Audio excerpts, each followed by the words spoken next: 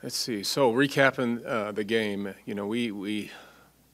it's unfortunate that we didn't play as well as we normally have played on the defensive side. There was a number of errors that were uncharacteristic from what their body of work has been over the course of the season. Um, there is a sense of urgency, though, because for the last two games, this has been challenging for them. So we want to make sure that we shore those things up. We had really good meetings today, both offensively and defensively. But there's a lot of pride on the defensive side. There's a lot of experience on that side, and those guys are not very happy with what it looked like, last week. So it's important for them to get those things addressed and shored up. Particularly going into a good week this week with Oregon State coming in town, which is a really good football team. But there's definitely some attention to how things have been done the last couple of weeks, and they're eager to get those things fixed. I would say offensively, it was probably our most solid performance we've had, even though it was a slow start to the game. We didn't get much done early. We got ourselves in a big deficit, but our players kind of still stayed locked in about creating some offense and creating some plays and getting some continuity. And I was really encouraged with how they kind of battled through the game. It was probably collectively our best offensive line's performance, in terms of their body of work from run production and in protection. I thought the running backs, they all three were pretty resourceful for us, both in the run game and also in the passing game and in protections. I thought receivers are getting better and better. Brandon Rice had another back-to-back game where he's had 100 yards. And then Brendan Lewis, I thought, played well. He played well. He's took a big step forward. So, it's November now. November is that month you want to start playing your best football. That's in any circumstance, whether your record is. But I think it's a critical month that we end up, this season finishing playing our best football, in all three phases. Our special teams has been, I would say, they've really played well consistently through the season. Almost had a kickoff returned for a touchdown. Those guys, our coverage teams are doing well. The score team made all their kicks. So, right now we're getting bits and pieces of some really good performances, and we just got to put it all together now, both offensively, defensively, and special teams. So it'll be a good challenge this week for us with Oregon State coming in. They're a good team. Matter of fact, all these teams that are kind of in our last four games here are really, really good teams, and we need to step up to the plate and really do a great job of giving ourselves a chance to be successful and win some of these games down here. So started today with a good practice, and there's good energy. The guys understand what's in front of them, and we're ready to move forward. So I'd like to open up for questions. You talked about the offensive line's improvement. When you turned on the tape of that game, was it simple? Did it just come down to they were executing better, or were there things you implemented with Coach Vallejos taking over there that kind of aided in their improvement? Probably all the above there, Adam. I think it was their attention to detail and their preparation was better. There was more energy that how they played. I felt they were engaged and really had great communication with getting everybody on the same page. Now, were there still a few mistakes in there? Yeah. But I would say the body of work was probably our best look that we've had so far this season. And I think it is the implementation of, what William and Donovan has been doing, for us, in our preparation week prior to the game. And I believe it's been a positive, kind of a boost of confidence in a way, the way that they're coaching those guys, the way they're responding to them. And they're having fun. That's one thing I think they're starting to enjoy the game a lot more. And it was good to see that they were really enjoying just battling and creating some positive plays, probably in some difficult circumstances. There was fourth down conversions we made, which I think was huge. We still got to work on third down. We still converted some of those third and shorts, but there was a point in the game where we had to go on every opportunity we had it because we were down so many points. And I think our guys were receptive to understanding those conditions, and they made some plays work to get us some points on the board. So those are all real positive steps for what the offense has done. Actually asked Alex about that after the game, and he said it was kind of confidence building for you guys to go for those fourth downs. You guys have been last in the country on fourth down before this last week, before you go 4 for 4. How confidence building can that be for your team that you showed your offense, hey, I believe in you guys, you can get this done? It was big. It was big as you can imagine, Brian. This talking about it in our huddles and before the plays have been run. There's a lot of confidence that they can achieve what we're setting our goals to achieve in those situations, and it was fun to see that they were into it. They were into it. They understood it was one of those must-make opportunities, and they made all of them. So it's definitely a big confidence boost for sure. Yes, ma'am. This was a real important game, and so far as confidence, as we said, what do you want to see specifically going forward from your offense? Building off of this performance that they had this last week. Oregon's one of the top teams in our conference right now. It's not an easy place to play, and we didn't play well early, but we battled and tried to make impose our will, so to speak, in certain situations and getting some points on the board. And I think we were able to succeed with those moments. And I believe this team has so much more to give, so much more that they can improve. And they're chomping at the bit right now, really. I think this game gave them a shot of confidence about what they could do, because after watching the tape and, like in anything, whether you win or lose, there's always things you did good or not so good. But most of it was good this week, and they feel very confident that they can shore up some things to be even better. So I feel it's a big confidence boost for them. But specifically in the offense, you want to run, you want to throw. What do you want to see specifically happening now that you've got this positive going on? What do you want to do? Continuity. Just the execution of making sure you're having some successful run game and being able to balance that with throwing the football. And we have some of the playmakers are starting to make those plays, in the passing game. So their confidence is high and they want the ball. And I believe our running backs feel the same way. They've been more of a factor in the passing game, this last game, which was really good, which helps their confidence with the other facets of what they do. So it is trying to create the balance that we've always tried to strive for offensively, and we need to continue to build on those benchmarks we did last week, and hopefully do them better this week. Karl, you mentioned you've got some angry guys on defense that want to be better. Who do you feel like needs to step up leadership-wise? Without Nate, obviously you're missing a big-time player, but also a big-time leader. Is that part of it? Is be angry, but also you need some guys to lead that group if Nate's not going to be. We definitely need to improve our communication there. Nate's a natural leader. He talks on every play, on every adjustment, even hints to, oh, they're running the ball here. He does a lot of stuff just instinctively. We just need more communication. That doesn't need to be like what Nate communicates, but just making sure they're seeing the adjustments. They're getting clues from the offense about, hey, watch this or watch that. Just more communication just to get everybody on the same page. That's a natural thing that Nate does. It's probably not as natural for everyone else. But there's some capable guys. Carson Wells is a very good guy that he sees things, he sniffs things out. I would say Mustafa is one of those guys too.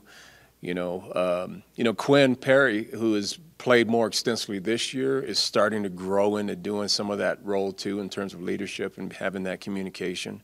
And then our back end needs to do the same thing too. Mark Perry needs to communicate better with the secondary and the adjustments that they see too. So there's some capable players for sure, and we challenged them all about those guys stepping up, getting everybody on the same page, and they're eager to do that. So, you know, a couple of, when you had a performance like that, which I believe is not characteristic of our defense, you know, they want to get it right, and I think you're going to see the difference this week.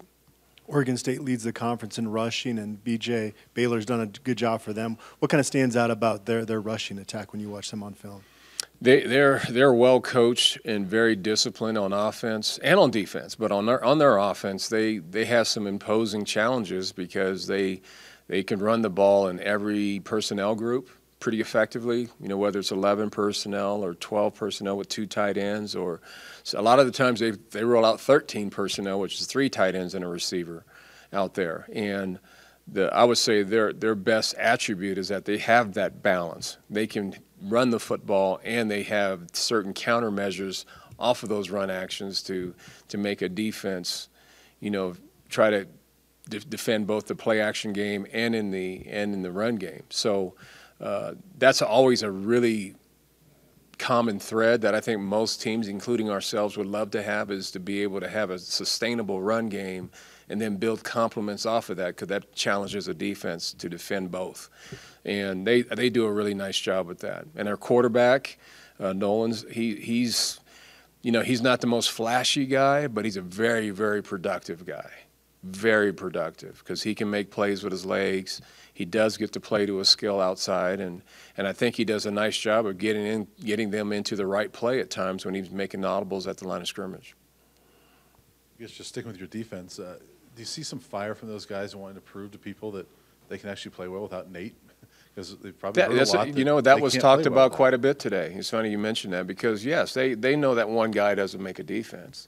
You know, and Nate knows that too, and he expresses that with those guys too. But you know, we just need our guys to do their role and increase their communication, you know, within that role. You know, the things that I was talking about with those few players that I mentioned, you know, they just need to step up and make sure everybody's on the same page. You know, when you have someone in the front, like for a defensive lineman like Mustafa, that can help the other lineman with what he sees, or a linebacker like Quinn Perry or Mark Perry on the back end, all those guys need to step up and get everybody on the same page. And if they see something, it's okay to give them an alert. Hey, watch for this, watch for that. You know, those types of things. Those are all good, outstanding clues to make sure everybody's awareness is high so that they can react to what they see.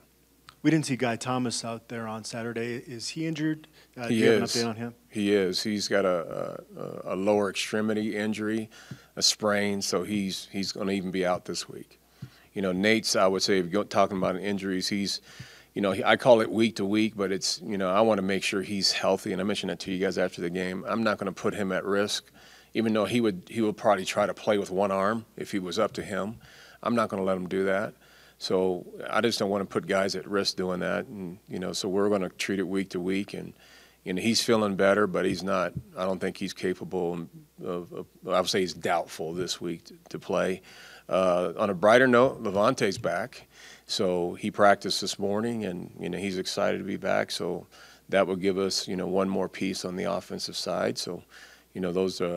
So that's probably what's needed right now too, is now that the offense is starting to pick up, if we can get a couple more pieces back, you know, from that standpoint, that might give us another extra little boost as well. You know, obviously Oregon State's coming in with Sam Neuer. I know he's not playing a lot right now, but are you looking forward to seeing Sam and just kind of at least saying hi to him before the game, and just I am, because of what he did for you guys last year? That's exactly right, Brian. Yeah, I'm very appreciative of Sam and what he's done for us in that tough year that we dealt with, you know, with COVID and half a season, and you know, making the change from being where he graduated and came back and was our quarterback and helped us have a successful year. There's no question that, you know, I feel a great deal of gratitude for what he's done and his sacrifice for us. And so, yeah, I'm looking forward to seeing Sam, just to get a chance to shake his hand, give him a hug, and see how he's doing. But, yeah, I think a lot of our players will probably have the same type of feeling and reaction when they see him. Karl, this being November, is there any weight at all to mutual opponents when you played USC, they played USC, you know, that kind of thing, where you can see what Oregon State has done against mutual opponents? Does that ever factor in, or is that? Sure it does. Sure it does. You know, particularly, opponents that we've played. The common ground thing that what you're mentioning. So yes, that's a big factor in terms of our study and what they've done and things like that. But I think the biggest factor is more than anything if there's similarities in what we do versus with teams that Oregon State has played with that have similar schemes, right? So that's where you gain the most knowledge and ground is when they're doing something against something that we do ourselves and know how to do to obviously use that in your preparation. But that's a big factor. What you got to be careful of is because this game, when particularly if that was in week 1 of the season and now we're in week 9 and sometimes this is a physical game. You lose players through injuries and stuff like we've lost players along the way too. A lot of teams are in that kind of in that mode right now where those guys a piece or two are missing because of injury.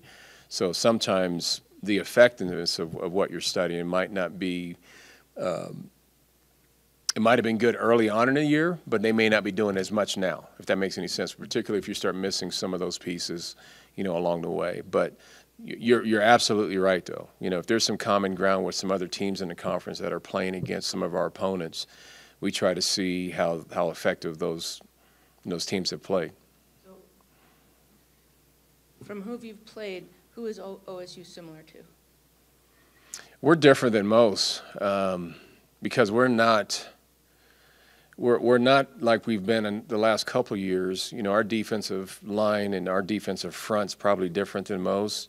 I would say Oregon State's similar. Their defense is similar to ours in terms of them using some 34 personnel and some we call underfront type looks. We have some underfronts as well. So, but we play against them this week, so that doesn't really help. But I would say. I would say USC is a good barometer because that's an odd front team that Oregon State went against, and we play some odd, but we're not all odd. We are also 4 down. So there's bits and pieces we can draw from a lot of teams that they've played so far across from their schedule. Sure. Coach, I know we have one from the Zoom. I think Tyler King, do you have a question for Coach? Hi, Karl. Just going back to last week's game, how exciting was it for you to see that Brendan Lewis to Brendan Rice connection kind of continue to build for a second straight week, and how much confidence does that give you going forward, given that they're both freshmen? I'm extremely happy for both of them because they're discovering new I would say steps of their progress, and they're gaining confidence along the way. So both players being young and are very confident with each other about making plays and getting the ball to them and things like that. There's always that connection when the quarterback has a great feel of one of his receivers, and I think that's starting to be developed right now. But we need that feeling with a lot of our skill that's playing right now. I think there's, Montana's made some dirty plays, in the game this last week, some 4th downs, conversions, and, a lot of these guys are starting to step up in these critical moments, and we need them to continue to do that where Brendan Lewis feels confident he can throw to anybody. That's the goal, is that whoever his progression takes him to, that he has confidence that player is going to make the play. But there's definitely a connection between both Brendans, and obviously the last 2 games have shown a lot of that success, with those guys of working with each other. But we need the whole group to feel that way, and we need Brendan Lewis to feel confident in anybody that's open that they're going to make those plays. I know, Justin, do you have a question for Coach on the Zoom? Yeah. Karl, this past weekend we saw 2 tailbacks in the backfield. We saw Jarek and Alex out there. I don't think we'd seen that formation before this year. I'm just curious, what do you like about that formation, and what advantages do you think it gives that maybe isn't present when it's only Alex back there or Jarek? Well, it gives us some run potential, which we're able to do, and also to help with, the passing game and in protections too. So I think the best thing why we use that, Justin, is because it was something we used to do in the past years, and I believe it's always good to have a new wrinkle, you know, each and every week that the defense maybe hasn't prepared for. And that's the same thing I would say what teams do to us. You know, they're going to do a new wrinkle that maybe CU hasn't seen. You know, that's an unscouted look. So that's usually part of the process of why you implement some of those things that you haven't done in a while.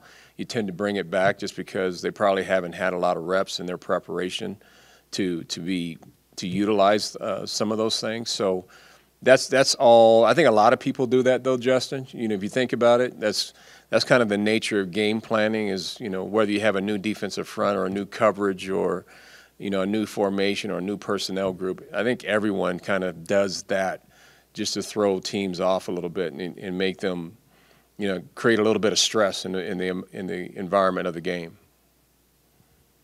Okay, anything else from the Zoom? Anything else from the room?